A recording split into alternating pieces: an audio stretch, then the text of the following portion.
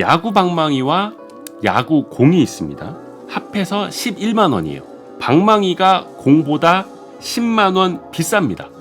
그러면 공은 얼마일까요? 정답을 10,000원이라고 생각하셨다면 이 생각에 관한 생각 이 책을 고르신 이유는 혹시 어떻게 되실까요? 네. 그 전에 제가 나와가지고 예. 그 복잡계에 대해서 얘기를 했었는데요. 모발과 패턴 책을 네. 통해서 네. 우리가 살아가는 세상도 복잡계고 네. 이 주식시장도 복잡계고라는 거를 이제 제가 얘기를 했는데요. 이 복잡계라는 거의 특징 중에 하나가 우리가 미래를 예. 예측하기가 굉장히 힘들다라, 미래가 굉장히 불확실하다라는 그렇죠. 거였는데요. 근데 이제 투자라는 거는 결국 이제 미래를 상대해야 되는 거잖아요. 그렇죠. 네, 우리가 이제 가치 투자라고 하면 이 기업의 가치보다 싸게 이제 주식을 사려고 노력을 해야 되는데 네. 이 기업의 가치라는 게 결국은 이 기업이 미래에 벌어들일 돈을 현재 가치로 할인한 게 기업의 가치거든요. 네. 결국은 이 기업이 미래에 얼마나 벌어들여야 될 건지 이걸 이제 우리가 따져봐야 되는데 결국은 그 미래에 이 기업이 얼마나 벌어들일지가 굉장히 불확실한 거죠. 네. 그래서 이제 이렇게 불확실한 상황에서 우리가 주식 투자를 해야 되고 매일매일 의사결정을 해야 되는데 그렇게 불확실한 상황에서 우리가 어떤 행동을 보이는가 그걸 이제 설명해 주는 책이 요 생각에 관한 생각이라는 책이거든요. 그래서 이제 투자를 하는 사람이라고 하면 저는 한 번쯤은 꼭 읽어봐야 될 책이 아닌가 그렇게 생각합니다. 결국 미래를 예측해야 하는 영역인데 그 미래는 온통 불확실성에 쌓여 있고 네. 그래서 어떻게 보면 또 심리의 지배를 받기가 쉬워지고 네. 오류에 빠질 수도 있고 생각에 관한 생각입니다. 저자 데니얼 카너먼이 사실 심리학계에서는 굉장히 유명하신 분이죠. 특히 네. 앞에서 제가 말씀을 드렸습니다만 심리학자인데 노벨 경제학상을 탈 정도로 네. 대표님은 데니얼 카너먼을 좀 소개하자면 네. 어떻게 말씀을 해주고 싶으세요? 아까 이제 말씀드린 것처럼 그 투자를 하는 사람이라면 네. 반드시 이제 알아야 할 게 이제 행동 경제학이라는 거고요. 행동 경제학. 네, 네. 그래서 그 행동 경제학을 이제 처음으로 연구하셨던 분이 데니얼 카너먼인데요. 그래서 이제 뭐 투자자를 위한 심리학자, 네. 뭐 이런 정도로 데니얼 카너먼을 좀 저는 소개하고 싶은데요. 근데 이제 한 가지 재미있는 거는 이분이 이제 이렇게 행동 경제학으로 노벨 경제학상을 받게 되기까지의 네. 그 과정을 살펴보면 굉장히 흥미로운 점이 있습니다. 이제 말씀하셨던 것처럼 이분이 이제 심리학자이면서 예. 노벨 경제학상을 받았는데 네. 아마 본인이 이제 처음 연구를 시작했을 때만 하더라도 본인이 노벨 경제학상을 받을 거라고는 아마 생각을 못했을 것 같고요. 예. 그리고 사실은 이 카너먼이라는 사람을 언급하려면 항상 따라서 언급되는 사람이 있습니다. 예. 카너먼 앤 트버스키라 그러거든요. 예. 네, 아모스 트버스키라는 분하고 이 카너먼 이 두 분이 항상 공동 연구를 했습니다. 그래서 이 책에 실린 대부분의 연구도 사실 이제 카너먼 혼자 연구했다기보다는 트버스키라는 분하고 함께 연구를 했었는데 네. 노벨 경제학상은 카너먼 혼자 받으셨거든요. 아, 네, 의리 그게 이제 없이. 그게 네, 근데 이제 아쉽게도 네. 노벨 경제학상이 이제 돌아가신 분한테는 이제 수여가 안 되는 상이라고 합니다. 근데 이제 트버스키라는 분이 좀 아쉽게 일찍 돌아가셔가지고 네, 카너먼 혼자 받으셨는데 사실 이제 초창기에는 지금은 이제 카너먼 앤 트버스키 이렇게 사람들이 얘기를 하는데 초창기만 하더라도 트버스키 앤 카너먼 이렇게 사람들이 얘기를 했다 그래요. 이제 그만큼 이제 트버스키가 더 이제 사람들한테 많이 알려지고 유명한 분이었는데 이제 그 지금은 이제 트버스키 돌아가시고 이제 카너먼 트버스키로 바뀌었잖아요. 그래서 네. 이제 이분의 이런 인생 행로를 보면 참 인생이라는 게 알 수 없구나, 불확실하구나, 뭐 이런 거를 또 좀 느껴볼 수 있지 않나 그렇게 생각합니다. 노벨 경제학상 수상조차도 네, 인생조차도 네, 오늘 생각에 관한 생각 이 책을 우리가 키워드로 한번 정리를 시작해 볼까요? 네. 오늘의 책 데니얼 카너먼이 쓴 생각에 관한 생각 이것이 궁금하다 키워드로 풀어볼게요. 첫 번째 키워드 시스템 1 대 시스템 2 시스템 1과 시스템 2 사실 책에도 나오기는 합니다만 여기서부터 시작이 돼요. 어떻게 보면은 생각을 많이 하지 않고 빠르게 판단하고 직관에 의존하고 이게 이제 간단한 게 시스템 1 네, 그렇죠. 그리고 좀 상대적으로 좀 느리지만 내가 더 분석해보고 생각해보고 판단하는 게 시스템 2, 네, 시스템 맞습니다. 2 이렇게 표현할 수 있는데 시스템 1과 시스템 2 어떤 차이인지 좀 구체적으로 설명 좀 네. 부탁드립니다. 이게 이제 그냥 쉽게 예를 들면 예. 이대호 기자님 그 휴대폰 전화번호 예. 뒤에 세 자리 수가 어떻게 되시죠? 7. 네. 네, 네. 근데 이제 그걸 얘기하려면 네. 좀 생각을 해야 되잖아요. 네. 그냥 휴대폰 번호 어떻게 되세요 하고 우리가 물어보면 그냥 쉽게 대답이 나오는데 뒤에 세 자리 수가 어떻게 되냐고 물어보면 한번 좀 생각을 한 번 해야 더 되잖아요. 생각을 해봐야 되죠. 네, 그게 이제 시스템 2가 작동을 하는 거거든요. 아하. 근데 이제 대부분의 우리 일상은 네. 뭐 뒤에 세 자릿수를 물어보는 경우는 별로 없잖아요. 거의 휴대폰 없죠. 번호를. 그래서 이제 이런 대부분의 우리 생활에서는 시스템 1만으로 살아가는데 충분한데요. 즉흥적으로. 네. 근데 이제 가끔은 이렇게 예. 시스템 2가 필요한 경우가 생기는 거죠. 예를 들면 1 더하기 1은 그냥 2라고 쉽게 답이 나오는데 네. 뭐 72 곱하기 3은 이제 대답하려면 뭔가 좀 생각을 해야 되는 거잖아요. 그렇죠. 뭐 이런 것처럼 하여튼 우리가 그냥 아무 생각 없이 살아가면서 그 생각한다는 생각 자체를 안 하고 그냥 우리가 행동을 하게 되는 게 시스템 1이 이제 작동을 하는 거고요. 이제 시스템 2는 뭔가 이제 우리가 일상적이지 않은 상황을 딱 맞닥뜨렸을 때 이제 그때서 이제 작동하게 되는 게 이제 시스템 2라고 할 수 있습니다. 아하. 시스템 1과 시스템 2. 그러니까 어떻게 보면은 이제 생각에 관한 생각 이 책을 보고 이거 왜 이렇게 두꺼워? 못 읽겠다. 네. 라고 하면 시스템 1이고. 네. 근데 또 이번 주에 성공기관 별책부록 잘 만들려면 네. 잘 읽어봐야지. 네. 한 땀 한 땀. 네. 이러면 이제 시스템 2가 작동이 되는 거고. 네.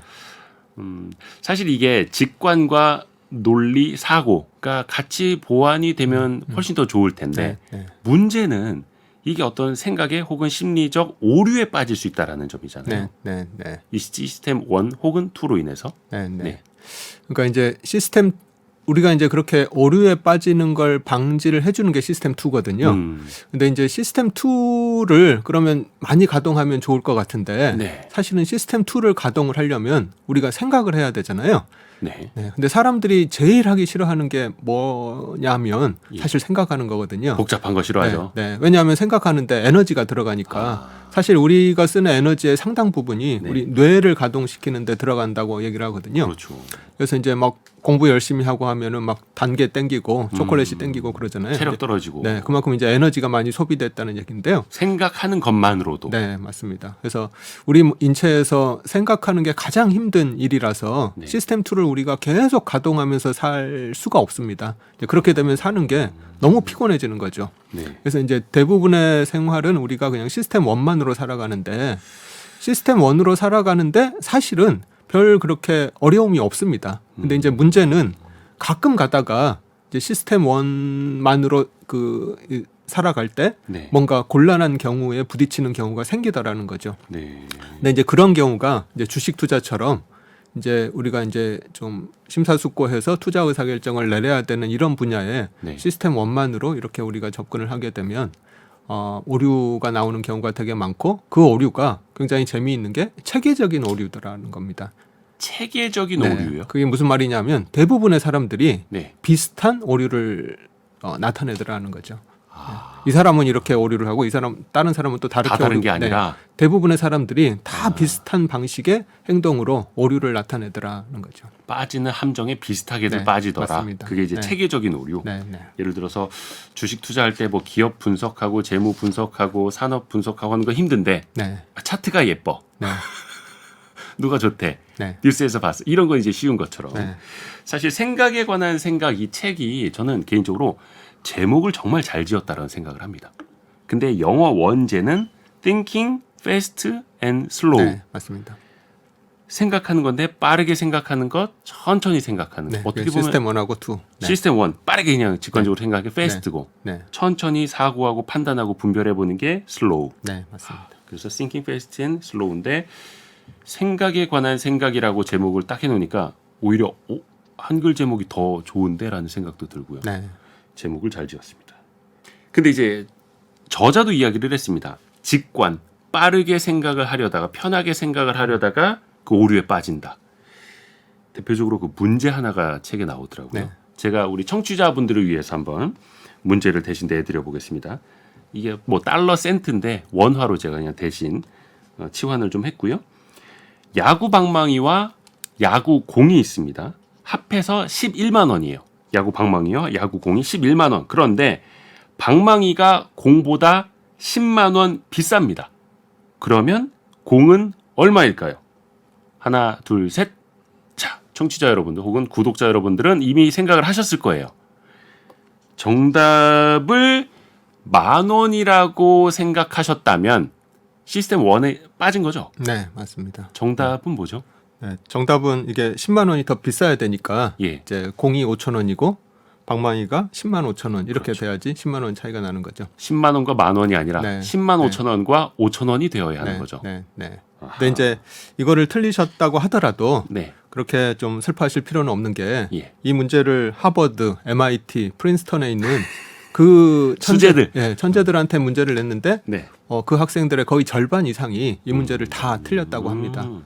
이제 그만큼 이게 이제 속기 쉬운 문제거든요. 네. 근데 이제 이게 속는다는 얘기는 시스템 2를 가동 안 했다는 거죠. 아, 그냥 네. 쉽게 대답했다. 그러니까 시스템 1으로 그냥 쉽게 대답을 하고 시스템 2를 가동을 안 했다는 얘기거든요. 아, 근데 그러니까 이제 쉽게 말하면 맞습니다. 아무 생각 없이 말했다. 네, 네. 쉬워 보이는 예. 거죠. 네. 그래서 이제 우리가 실제로 보면은 이제 똑똑한 사람들이 시스템 2를 많이 쓸 거다라고 우리가 이렇게 생각을 하는데 사실은 똑똑한 사람들조차도 시스템 2를 가동하는 경우가 많지 않더라. 그래서 이제 똑똑한 거하고 합리적인 거하고는 다른 거다라고 책에서 얘기를 하고 있습니다. 하버드, MIT 다니는 학생들도 많이 틀렸다. 네, 근데 그게 사실 어떻게 보면 인간의 본성이라는 거잖아요. 맞습니다. 네. 쉽게 가려고 하는 네. 것, 편하게 네. 생각하려고 하는 네. 것. 여기서 다음 키워드도 들어봐야겠는데요. 다음 키워드. 휴리스틱스. 어림짐작. 휴리스틱스. 사실 이게 그리스어의 어원이 있다고 하더라고요. 찾아내다, 발견하다. 일단 휴리스틱이 뭔지부터 좀 설명 부탁드립니다. 네. 예. 이게 이제 말이 좀 어려운데요. 예. 이제 우리말로 번역을 할 때는 이제 이 책에서는 어림짐작이라고 번역을 했고, 어림짐작. 네, 그냥 예를 들면은 아까 이제 야구공하고 방망이 문제에서도 10만 원 더 비싸다라는 거를 10만 원 정도 차이가 나는구나 그냥 이렇게 받아들여 가지고 10,000원, 10만 원 이렇게 이제 사람들이 생각을 했잖아요. 네. 그래서 이제 그런 것처럼 심사숙고해서 우리가 판단을 하지 않고 대략적인 어림짐작해서 대략 이럴 것이다라고 우리가 판단을 하는 게 이제 휴리스틱인데요. 네.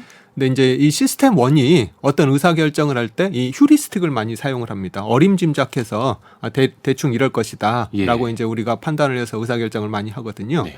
근데 이제 그러면서 우리가 체계적으로 편향된 행동을 한다는 게 이 책의 핵심 메시지인데요. 어허. 이제 그렇게 우리가 사용하는 어림짐작, 휴리스틱 중에 이제 가장 좀 대표적인 거 3가지 정도가 이 책에서 소개가 되는데 예. 이제 가장 대표적인 게 이 책에서는 이제 기준점과 조정이라고 얘기를 하고 있는데 기준점과 조정이. 네, 앵커링하고 어저스먼트거든요. 예. 그러니까 이제 우리가 처음에 접한 어떤 값에 그 값이 아무리 임의적인 수치라 할지라도 예. 거기에 우리가 단내림을 한다는 거죠. 닻을 내려버린다. 네. 그 생각에. 네, 그러니까 예를 들면 이제 이 책에서 재미있는 실험을 했는데 예. 그 학생들한테 0에서 100까지 써 있는 이 회전판을 네. 그냥 돌려서 나온 숫자를 적게 이제 실험을 했거든요. 예. 근데 이걸 이제 조작을 해가지고 회전판 숫자가 이제 10이나 네. 70에서 무조건 이렇게 멈추도록. 네. 그래서 어떤 학생들한테는 10에서 멈추고 어떤 학생들한테는 70에서 멈추게 이렇게 돼 있는데 네. 이제 그 다음에 이제 문제를 어떤 걸 내냐면 유엔 회원국 중에 아프리카 국가의 비율이 얼마나 될까요? 이제 이런 문제를 내게 되는데요. 네. 그 회전판이 10에서 멈췄던 학생들은 한 25% 정도 될 거다 이렇게 답을 한 반면에 예. 회전판이 70에서 멈춘 학생들은 아프리카 국가 비중이 한 45% 될 거다 이렇게 답을 하더라는 거죠. 그러니까 그 실제 숫자와는 전혀 상관없는 그냥 네. 회전판 숫자만 봤는데. 네, 네. 아, 그래요. 네, 그게 이제 단내림이 돼가지고 거기서 약간의 조정을 하는데 이제 대부분의 사람들이 그런 식으로 아무런 의미 없는 어떤 값이나 뭐 수치에도 단내림을 하고 그게 이제 의사결정을 하는데 영향을 주더라는 겁니다.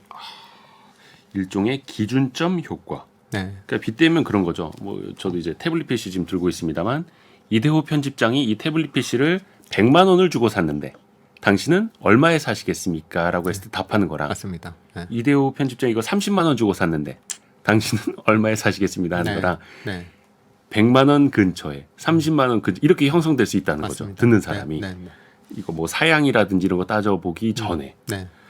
오호.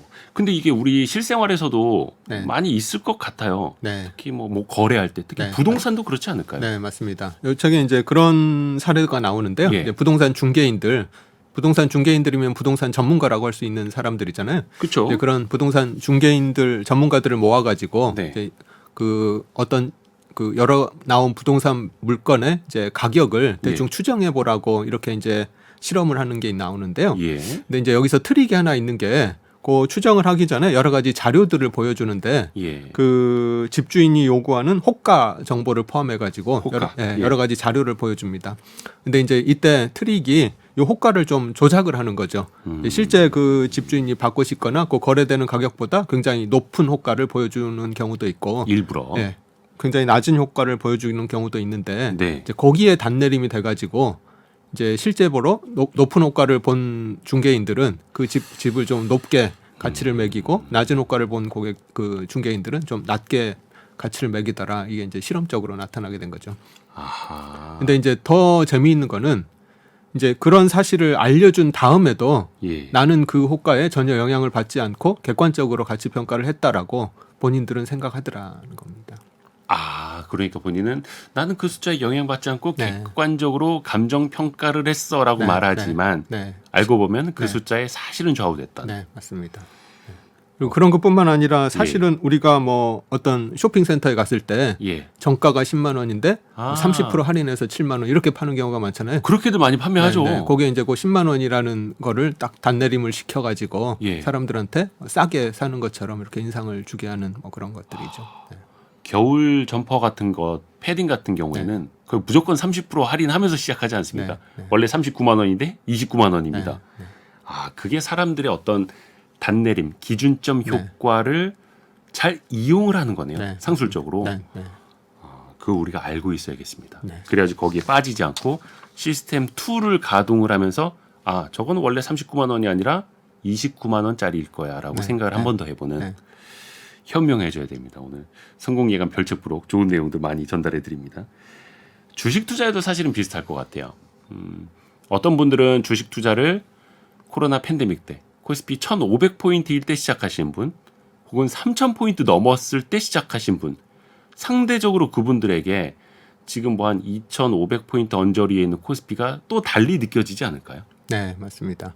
그래서 이제 사람들이 이제 주식 투자할 때도 내가 산 가격, 예. 뭐 전 고점, 뭐 이런 것들에 이제 단내림이 돼가지고 예. 뭐 쉽게 못 팔기도 하고, 뭐 쉽게 못 사기도 하고 이제 이런 게 나오는데요. 네. 제가 볼 때는 이제 사람들이 주식 투자를 할 때 가장 좀 심각한 게 예.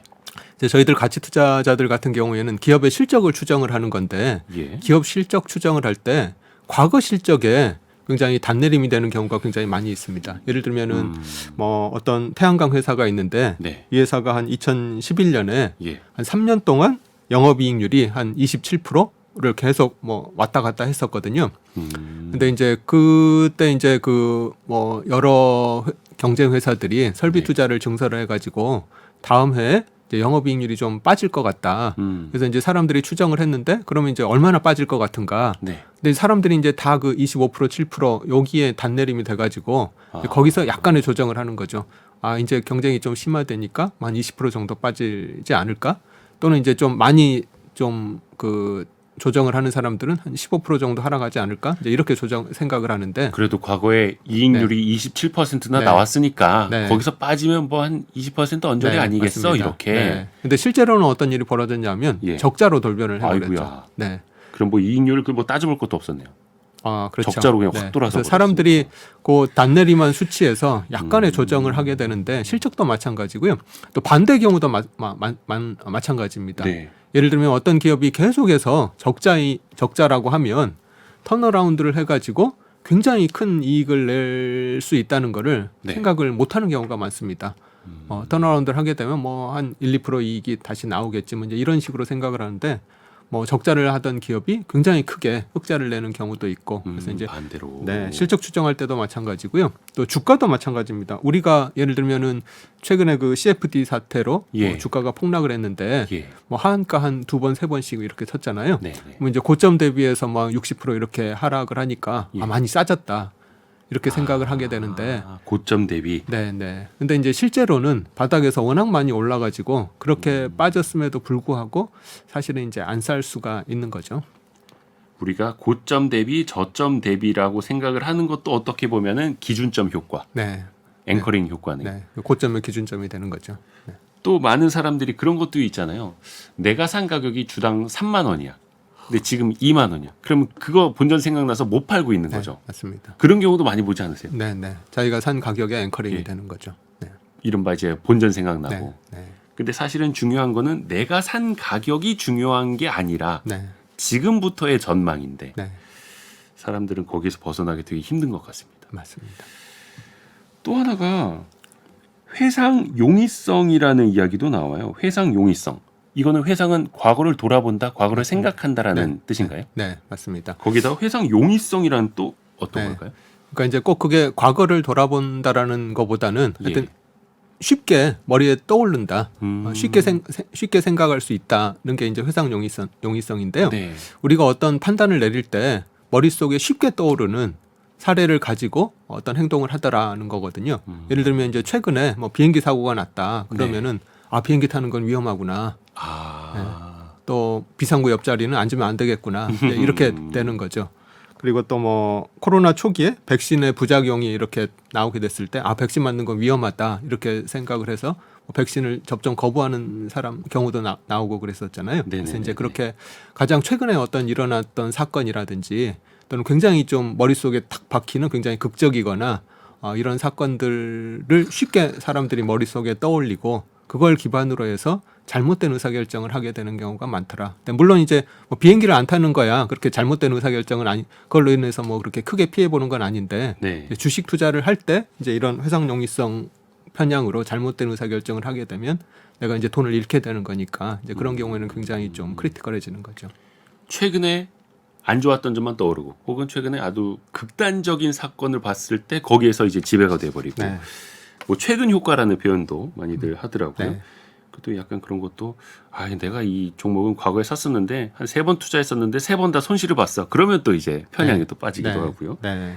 그래서 또, 사실은 사람들이 그 주식 투자를 할 때 가장 최근에 성과가 좋았던 그런 상품이라든지 투자 기법을 추종하는 경우가 일반적입니다. 예를 들면은 그 2020년, 2021년 초반 그때 이제 동학개미 열풍이 불었을 때 플랫폼 기업들이 실적들이 다들 좋았거든요. 그때 엄청났죠. 네, 카카오, 네이버 이런 기업들 포함해가지고 여러 플랫폼 기업들 실적이 좋으니까 이제 많은 사람들이 다들 플랫폼 기업에만 투자를 했었었는데 사실은 더 과거를 돌아보면 그 2020년 이전 한 10년 동안 카카오가 거의 박스권 장세에서 10년 동안 머물렀었고요. 네이버 같은 경우도 뭐 한 6, 7년 동안 계속 박스권에서 헤어나지를 못했었습니다. 그 이제 올랐던 거는 그 2020년에서 2021년 요 한 1년 반 동안에 플랫폼 기업들이 굉장히 좋았던 건데 사람들이 이제 그 플랫폼 기업들 주가 오르는 걸 보고 이제 다들 플랫폼 기업에만 투자해야지 돈을 벌 수 있다고 이제 생각을 하게 된 거죠. 그게 또 최근 효과가 되는 거고 그것만 보고 또 뛰어들었다가는 큰 손실을 볼 수도 있는 거고 그래서 사람의 편향, 심리학적인 또 생각의 오류 이것도 같이 우리가 생각을 또 해봐야 되네요. 그런 표현들도 많이 하세요. 많은 분들이 미장, 국장 비교 많이 하지 않습니까? 국장은 역시 안 돼. 역시 미장이 최고야. 뭐 엔비디아나 마이크로소프트 이렇게 올라가는 거 봐봐. 미장이 최고. 이런 표현들도 많이 하잖아요. 맞습니다. 여기도 오류가 좀 그것도 있겠죠? 이제 저는 대표적으로 회상 용이성 오류라고 생각을 하는데요. 예. 제가 이제 자료를 실제로 조사를 해봤는데 이제 최근 10년 추세를 보면 S&P가 2012년 말에 1426에서 지금 작년 말에 3,839고 다우가 2012년 말에 13,000에서 작년에 33,000이었으니까 S&P는 한 170%, 다우는 한 150% 정도 올랐어요. 근데 이제 코스피 같은 경우는 1997에서 2236으로 한 12%밖에 안 올랐거든요. 그래서 최근 10년만을 보면 S&P랑 다우가 코스피를 압도적으로 이제 비트한 걸로 나오는데 그 과거 10년을 보면 또 상황이 완전히 다릅니다.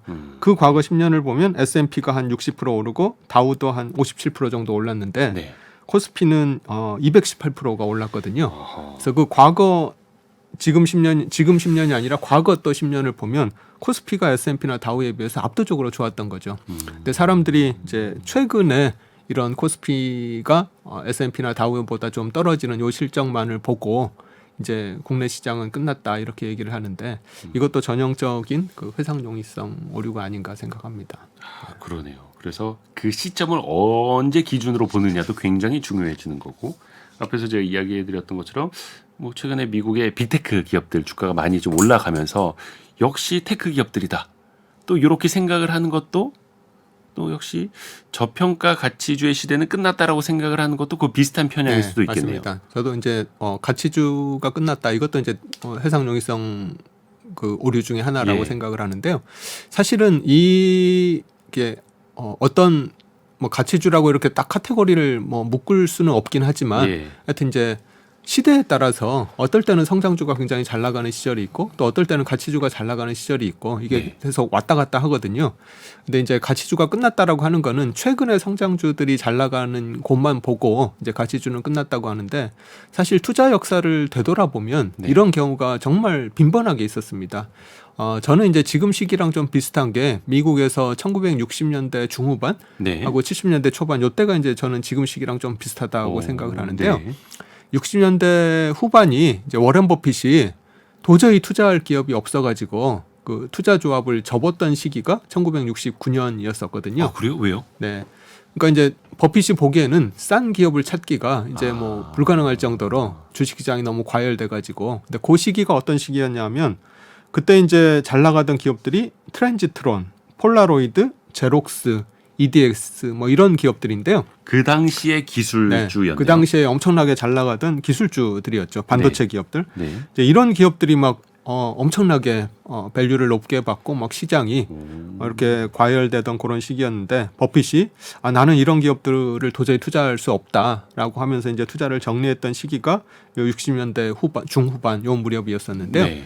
이제 지나고 나서 이제 사람들이 그 시기를 고고 이어스라고 합니다. 고고 이어스? 네, 얼마나 잘 나가면 고고 네. 잘 나갔던 시절, 네. 좋았던 시절. 네. 근데 이제 그 시절이 이제 69년에 이제 어느 정도 끝나고 네. 주식시장이 좀 많이 하락을 하게 되거든요. 네. 그래서 이제 사람들이 이제 이 성장주 시대는 끝났다. 이제 가치주 시대가 시작될 수 있을 거다 이렇게 기대를 할 수도 있었을 텐데 네. 그 다음에 이제 이어졌던 시대가 니프티 피프티가 이어집니다.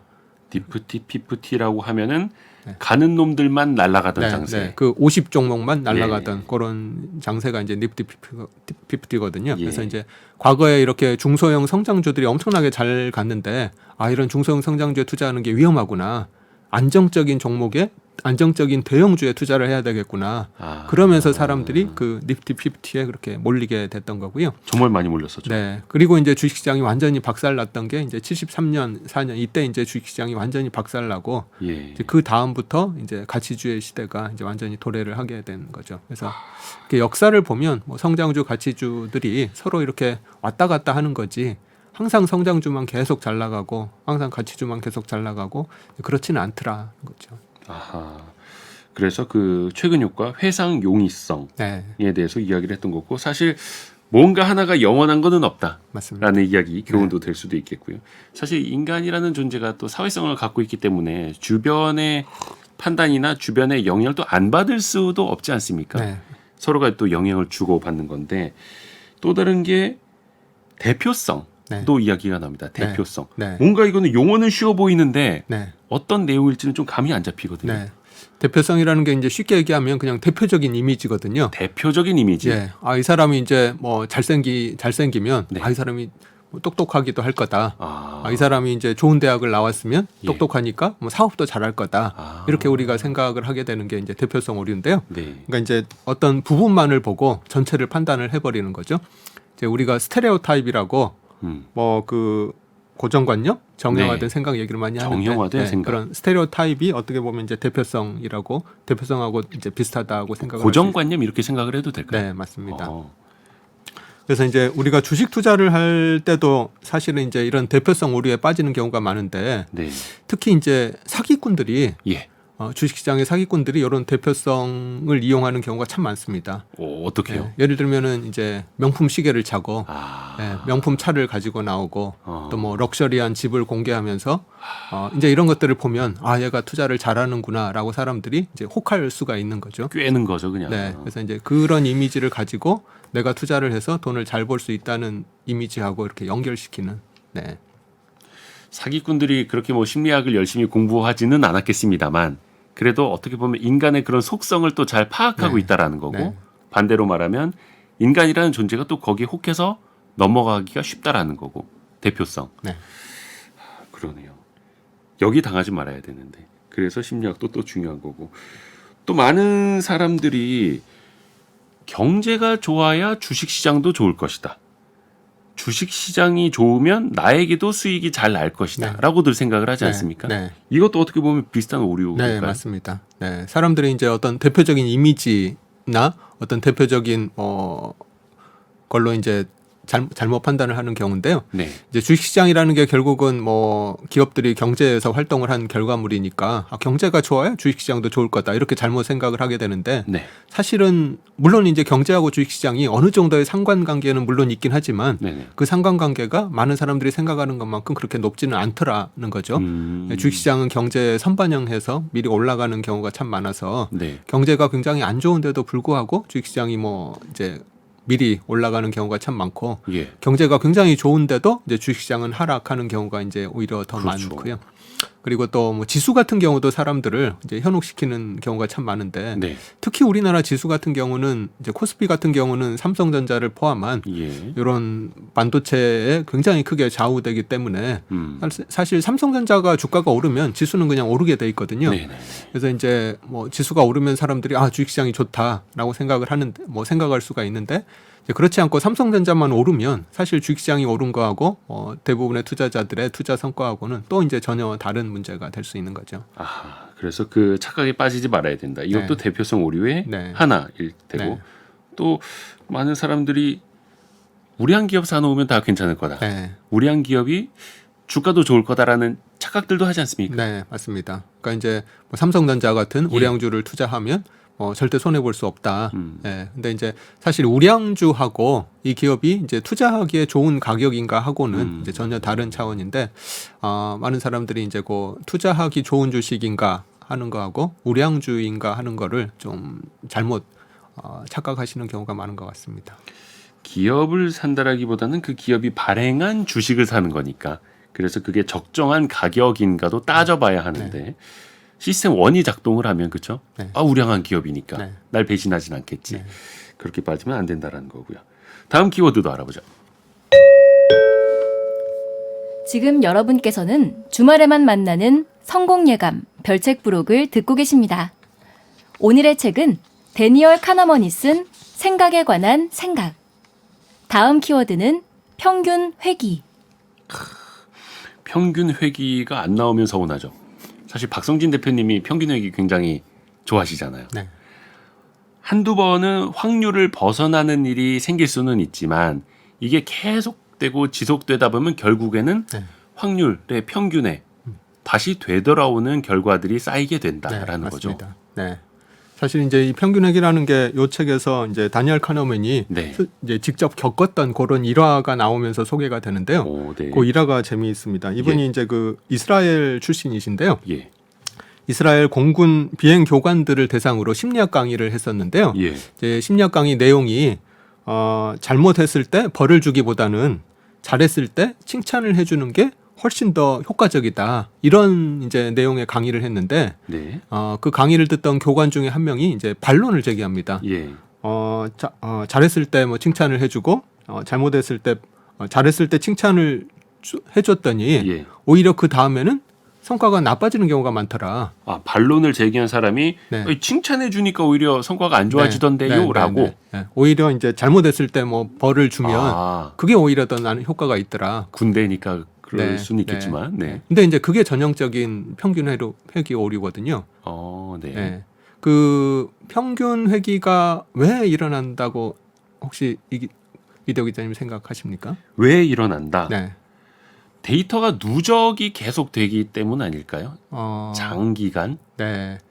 이제 장기적으로 보면 이제 평균회귀가 일어나는 건데요. 예. 이제 평균회귀가 왜 일어나냐 하면 예. 이 세상을 살아가면서 우리가 얻게 되는 어떤 결과가 예. 실력만으로 이룰 수 없기 때문에 평균회귀가 일어나는 거거든요. 아. 우리가 살아가면서 얻게 되는 모든 성과는 실력하고 운이 함께 작용을 해서 우리가 결과를 얻게 되는 건데, 예를 들면 이제 비행기 조종사가 고개 훈련을 했을 때 네. 실력만으로 성과가 항상 잘 나오는 게 아니라 예. 그때 뭐 그날의 컨디션이라든지 뭐 기상 상태라든지 이런 여러 가지 조건들이 함께 잘 맞물렸을 때 성과가 나오는 건데, 그래서 이제 어떻게 그런 것들이 잘 맞으면 정말 굉장히 고개 비행을 훌륭하게 잘하는 거고, 이제 그렇지 않으면 내 실력보다 좀 안 나올 수도 있고 하는 건데요. 이제 그런 것 때문에 실력하고 운이 함께 작용하기 때문에 이 평균회귀가 작동을 하는 거죠.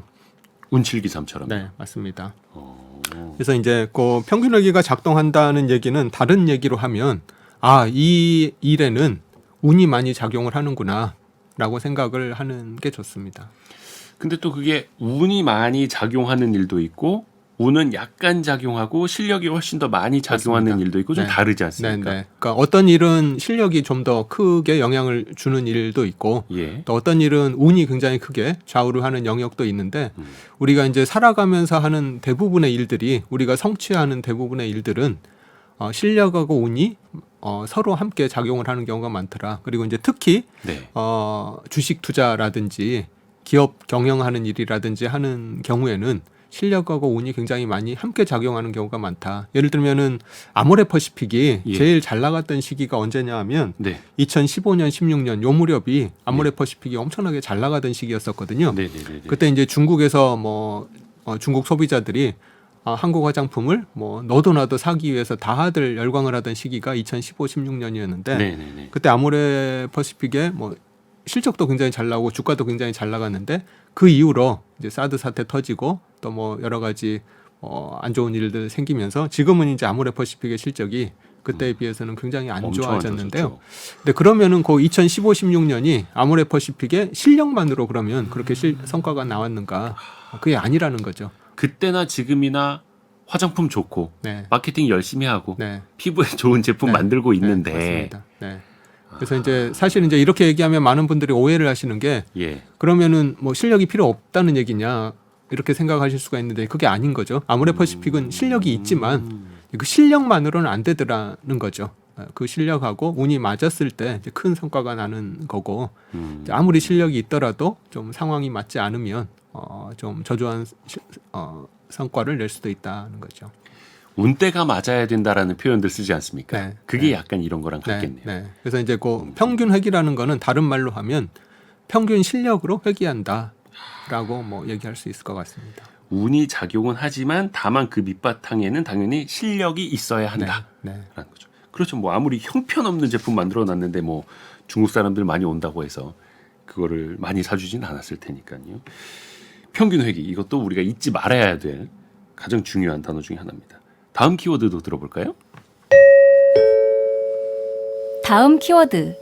전망 이론. 전망 이론. 이게 데니얼 카너먼에게 2002년 노벨 경제학상을 안긴 그 이론이라고 네. 들었는데 네.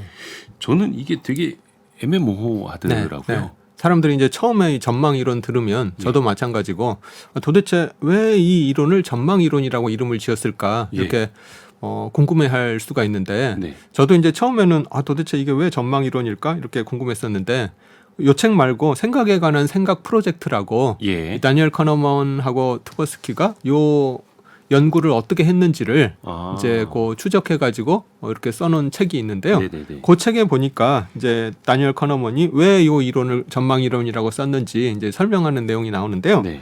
이게 아무 이유 없이 그냥 순수하게 마케팅 때문에 네. 전망 이론이라고 썼다고 합니다. 있어 보이게. 네, 아주 생뚱맞은 제목을 써서 예. 사람들의 호기심을 끌기 위해 가지고 전망 이론이라고 이렇게 이름을 썼다고 하는데요.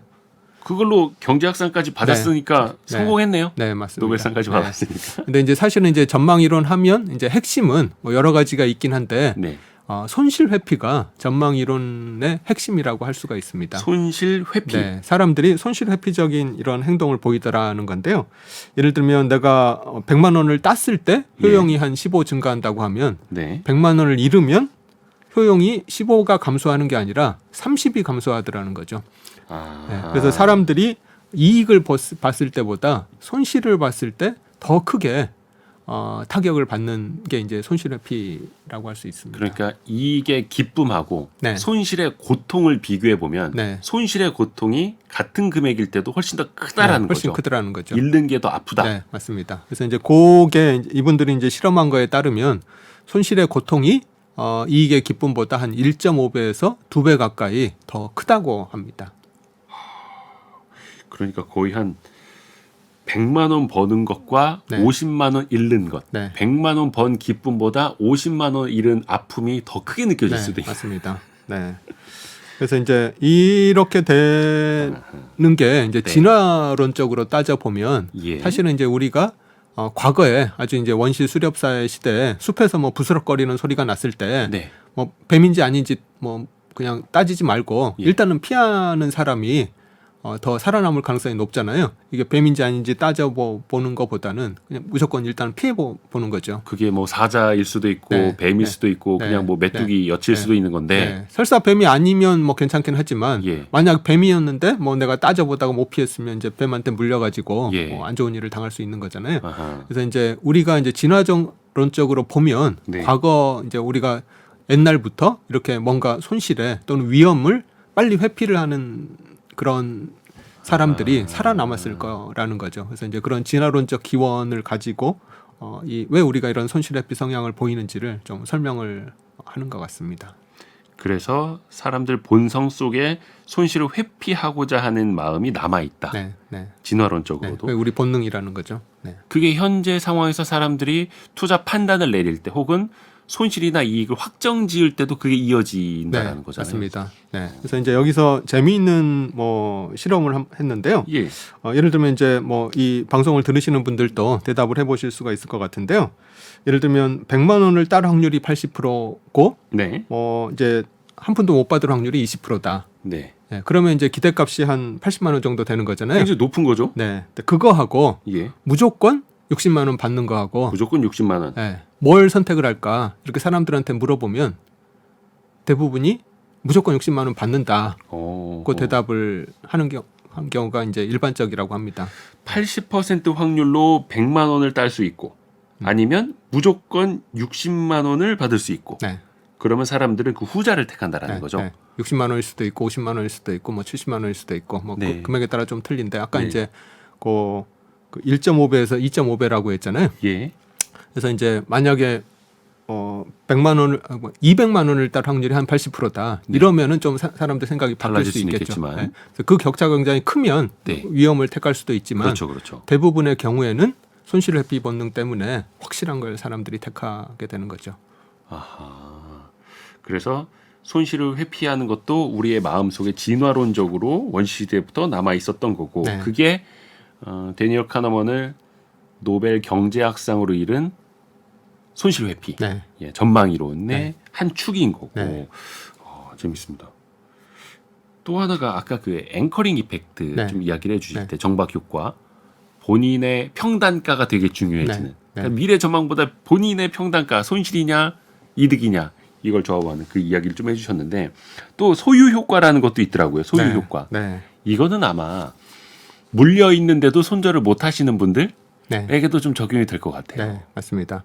그 사람들이 항상 이제 내가 지금 갖고 있는 거를 예. 더 선호하는 경향이 있는 게 이제 소유 효과인데요. 내 손에 있는 게 더 나아 보이는. 맞습니다. 예. 이 책에 이제 사례가 하나 나오는데 예를 들면 사무실이 예. 2개가 있는데 예. 처음에 이제 이 사람한테 이 사무실 2개 중에서 어떤 걸 쓰고 싶냐 물어보면 뭐 둘 중에 아무거나 다 괜찮다 이렇게 대답을 하는데요. 네. 이제 그리고 나서 이제 어떤 사무실을 하나 딱 선택을 하고 네. 하루 정도 지난 다음에 사무실 이거 다른 걸로 바꾸자 이렇게 얘기하면 대부분의 사람들이 안 바꾼다고 합니다. 네. 일단 처음에는 뭐 이 사무실이건 이 사무실이건 뭐 별 차이가 없다라고 생각을 했는데 일단 내가 뭐 다른 사무실 어떤 사무실을 하나 선택하고 나면 네. 이제 거기에 대한 소유 효과가 생겨가지고 쉽게 안 바꾸더라는 거죠.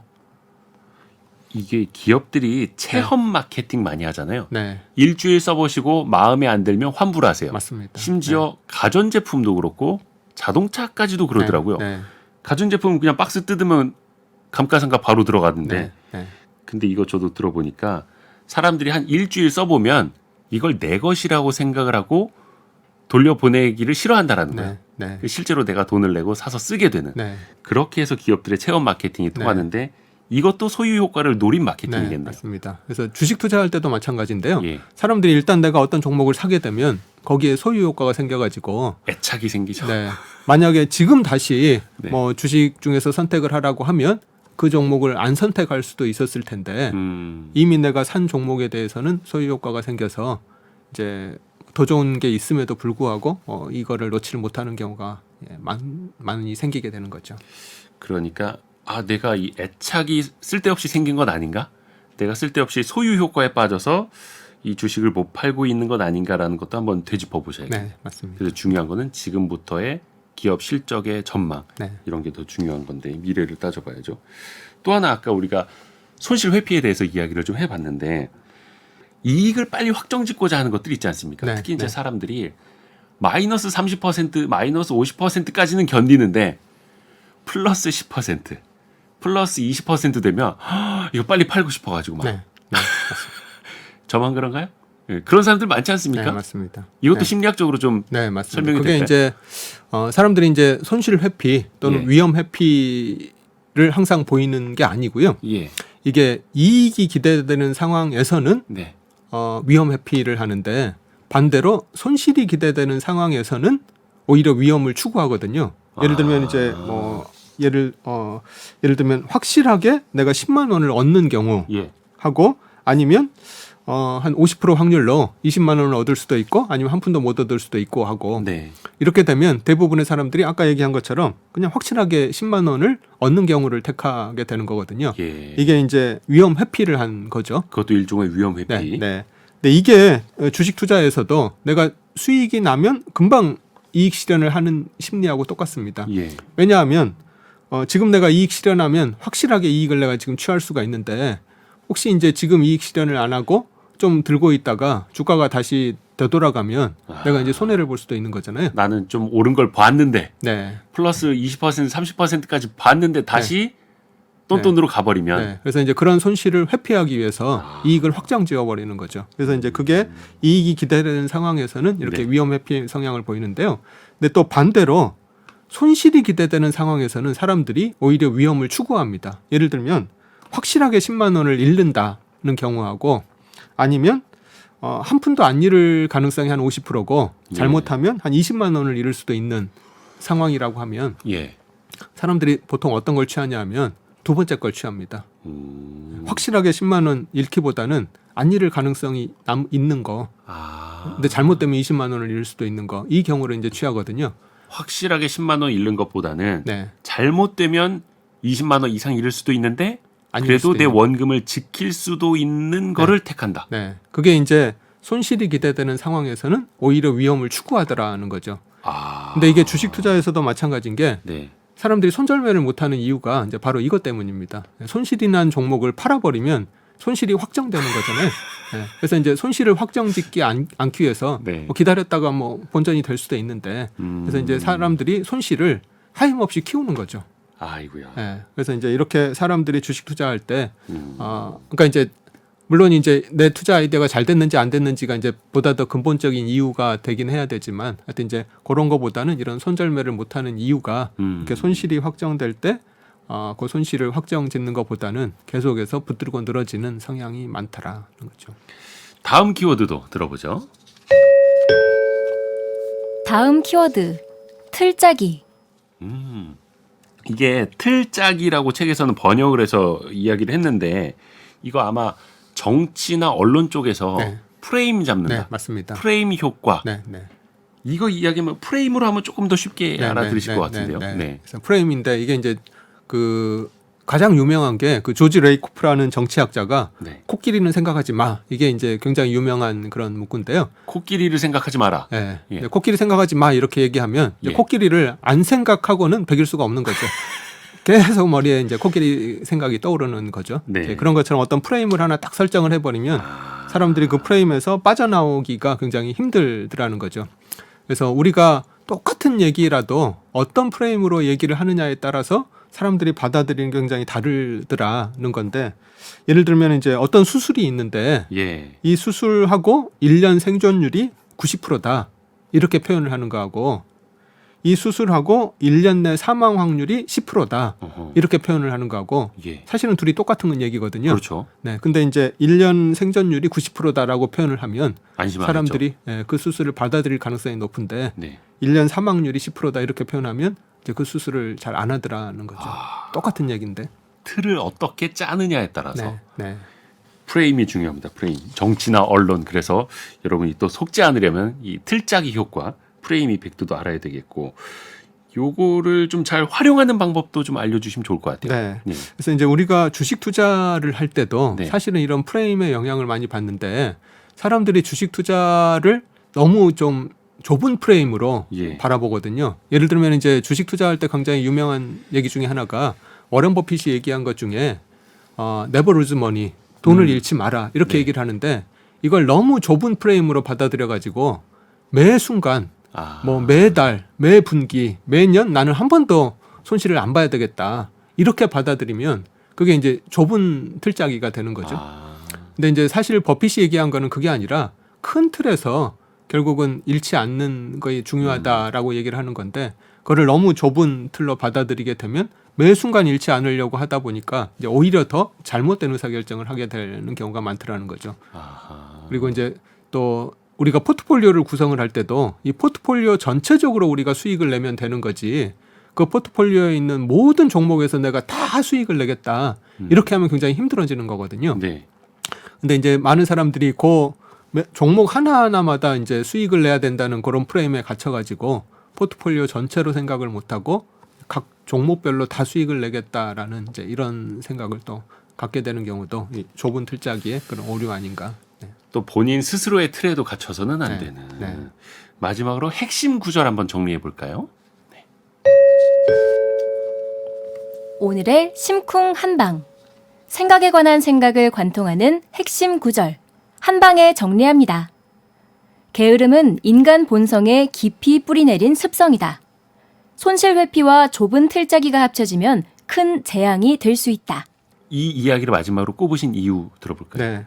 아까 얘기 드린 것처럼 이제 시스템 1하고 시스템 2가 있는데, 네. 그 하버드, 프린스턴, MIT에 있는 학생들조차도 음흠. 시스템 2를 사용하는데 굉장히 인색하더라. 대부분 그냥 시스템 1으로 이렇게 의사결정을 내리더라. 네. 판단을 하더라. 그래서 이제 우리 인간이라는 존재 자체가 굉장히 게으른 존재다. 그래서 우리가 주식 투자를 하면서 어떤 의사결정을 할 때도 내가 지금 생각을 하고 있는지 안 하는 건지를 스스로 이제 돌이켜 볼 필요가 있다고 생각해서 이제 첫 번째 키워드를 첫 번째 문장을 꼽았고요. 네. 또 하나가 제가 이제 저 자신을 포함해서 실제로 주식 투자를 하면서 실패하는 사람들이 네. 가장 어떤 것들을 때문에 어려워하는가를 봤더니 예. 결국은 그 손실회피 본능하고 좁은 틀짜기, 아. 너무 그 단기간에 손실 회피를 하려고 하는 그런 욕구 때문에 주가를 너무 자주 확인하게 되고, 아하. 그러다 보면 이제 주가 변동성이라는 건 아무리 좋은 기업이라도 얼마든지 오르락 내리락을 하게 되는데, 그 내렸을 때 그 손실 회피 본능 때문에 고통을 받게 돼서 장기 투자를 하지 못하고 이제 쉽게 좀 시장에 휘둘리게 되는 거죠. 그래서 네. 이제 주식 투자자들이 가장 좀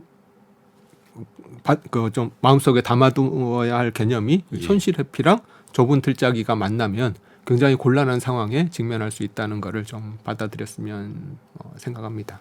우리가